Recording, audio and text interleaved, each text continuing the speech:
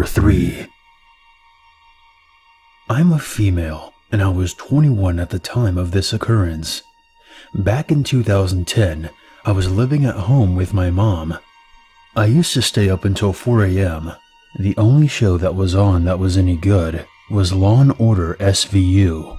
So it comes on, and I'm about to turn my light off when I hear a small noise from the front of my apartment. I shrug it off and continue to get ready for bed. At this point, I have no clothes on whatsoever because that's just how I sleep. Next thing I remember is hearing footsteps through the hallway and my doorknob jiggle. At first, I thought I was just hearing things. Then I hear my mom's door, which is right beside mine, close. I thought maybe she had gotten up to walk our dog because he sometimes would wake her up in the middle of the night when he really had to go. Then it hits me. The footsteps are slow, and there's no lights on in my house. Had my mother gotten up, she would have switched on a lamp or something. I slowly peek my head out my door and take a step towards hers. I open her door to complete darkness. She's in bed, and it's obvious that she hasn't moved. I say her name, and all she says back is, "Go to your room." I'm a very curious person, and I told her to turn the light on. Now I know someone was in my house, and I wanted to know who. Again, she tells me to go back into my room. I had never been so frozen with fear. I put on clothes as I'm shaking, and I look for something to defend myself with. It's a girl's room, so I don't have shit. Next thing I hear is the bathroom door shut. It's across from both of our bedrooms, and then my mom yells at me to get into her room. I slam the door and lock it. She tells me to grab the phone and dial 911. Meanwhile, we can hear this person going back and forth from my room to the bathroom. We then hear him opening drawers and going through my things. The police show up about 45 seconds later. They come to the door, and the dispatcher I'm talking to says our door is locked. They are going to have to break it down unless we can come and unlock it. It dawns on me that this guy came through our front door because I never thought to lock it every time I came home. My mom runs to the door while this guy has locked himself in our bathroom. They go back there and break that door down with guns drawn. I'm freaking out because it all hit me at once that I was in danger. They cuff him and drag him outside. They ask me if I want to try and identify him. I had no idea who he was. They retrieved many things that he tried to steal, which is mostly cameras and old phones, etc. They take a report, and it's all over with. Come to find out, he was my neighbor's cousin. He had just been cheated on by his soon-to-be baby mama. So he went out and got high and decided to break into our place. I'm not so sure what he was thinking. So dude who broke into my house, let's never meet again. Asshole. Number 2. This encounter happened right after New Year's of 2011 when I was 17 and a senior in high school. My parents had gone out of state to visit my grandparents, but I was taking a pretty rigorous course load and had exams and papers coming up, so I couldn't afford to miss the classes to go with them. I had never been allowed to stay home alone with both parents being gone for so long, never more than a couple of days, and my siblings were usually there as well. My parents were gone for 9 days, and the night before they returned, shit got real. Having always been a night owl, it was perfectly normal for me to be awake at odd hours, like 2 or 3 a.m., just as I was on the night in question. I was sitting on my bed, texting a good friend of mine and browsing the internet when our 3 Labradors started barking like crazy.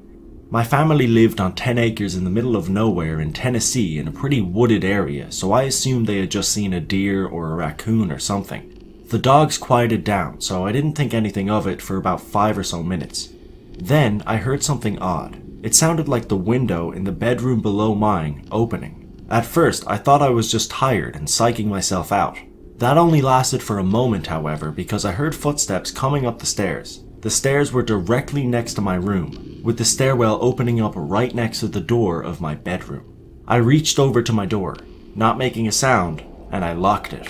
Afraid to make any kind of noise, I asked the friend I had been texting to call 911 because there was someone in my house. My bedroom was near the living room and kitchen, so I could hear this intruder trashing the place. They were pulling open drawers, cabinets, tearing open a trash bag and emptying it onto the floor.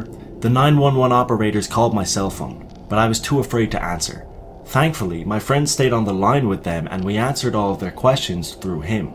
I could hear the rustling slow down as the creeper moved a bit further from me into the living room. I heard steps retreat down the stairs again, and then silence.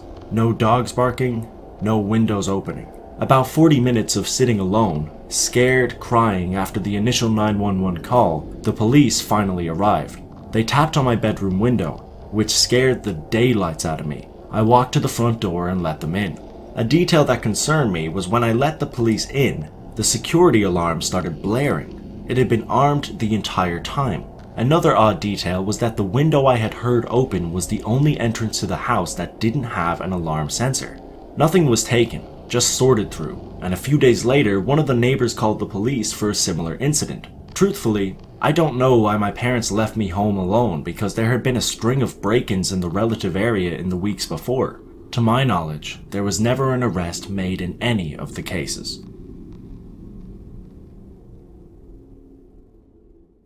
Number 1. This story takes place one summer when I was 14. It was around 11 at night, and I was in my bedroom on my computer. I had just gotten home. I was living with my brother at the time because my parents were in Florida for a while. So me and my brother were the only ones home and the only ones who had access to the house. I needed a photo of myself or something. I don't remember what. I opened the camera roll to look through, and I saw this. Immediately, my whole body froze, and I couldn't move. I closed the camera roll and sat on my bed for a while. I started shaking, and tears of fright came into my eyes. I gained the courage to open the camera roll to look again. I stared at the photo for at least 10 minutes, feeling more uneasy every second. I checked the time that the picture was taken, and that made me even more distressed. The picture was taken at 9:45 p.m. What made it worse was that me and my brother both left the house at 8 to get dinner. No one was home at the time that this picture was taken. Afraid to leave my room, I picked up my phone and messaged my brother and told him that I was so scared that I couldn't move. He asked what was wrong, and I sent him the picture from my computer along with what happened. Him, thinking that it was a joke, laughed and told me good night. Me, not joking, I called him. He could obviously hear me crying and started questioning me. I told him to come into my room and he did so. He entered my room with a golf club for protection. At this point, we both were shitting our pants, staring at the blurry picture of the man we didn't recognize. We decided to go check out the house to see if anyone was home. We proceeded to sweep through all 4 floors of our house. We didn't see anything sketchy on the top 3. We walked down into the basement, with my brother leading the way. "Shit," he whispered. I looked to the back corner of our basement, where the cellar door that leads to the outside is. The door and the hatch thing that covers the steps to the outside were both wide open. After this happened, we called the police, and when they arrived, we showed them the picture. They told us to lock the doors and to call them if we heard or saw anything else. We locked the doors, and we both sat in my brother's room for the rest of the night. Whoever was in our house must have accidentally opened the camera function on the computer, which snapped a photo of him. I still wonder why someone would just break into the house and not take anything, because nothing was missing or out of place. My brother ended up moving out of the house a few days after, in fear of the guy coming back.